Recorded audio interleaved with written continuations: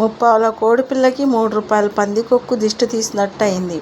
Hi friends, ఈరోజైతే నేను కొంచెం ఇల్లులు ఎత్తుక్కుంటూ అలా రోడ్డమ్మట వెళ్తుంటే నాటు గొరకలు అనమాట.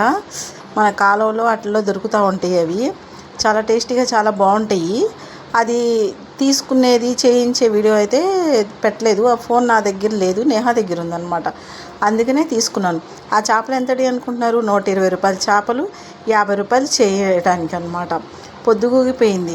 అదే మన ఇళ్ళల్లో అయితే మనం వాడికెట్లాగా ఉంటాయి కదా, అలాంటి చోట అయితే తీసుకుని చక్కగా ఇళ్ళ మధ్యన కూర్చొని నలుగురు కూర్చొని ఆ సందర్భాన్ని బట్టి మాట్లాడుకుంటూ ఈ చేపలు చేసుకుంటూ ఉండేవాళ్ళు.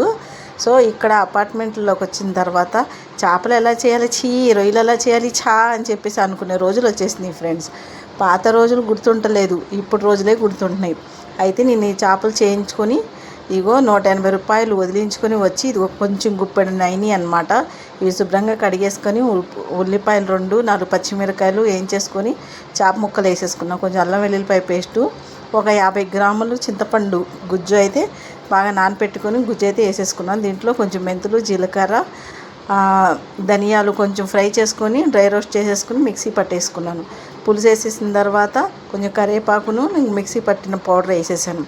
అబ్బాయి ఎంతటి కమ్మటి వాసన వస్తుంది అనుకుంటున్నారు. నాటు గొరకలు అసలు సూపర్గా ఉంటుంది. తింటే మాత్రం వదిలిపెట్టరు ఫ్రెండ్స్. అసలు చాలా బాగుంటుంది. ఇది ఎగురైనా బాగుంటుంది, మనం పకోడీలాగా ఫ్రై చేసుకున్నా సరే, డీప్ ఫ్రై చేసుకున్నా సరే చాలా టేస్ట్గా చాలా బాగుంటుంది. మా పిల్లలు అనుకున్నారంట మా మమ్మీ డీప్ ఫ్రై చేసేదేమో అనుకున్నారంట. నాకేమో చేపల పులుసు తినాలనిపించింది, అందుకని ఇలాగా చేసుకున్నాను.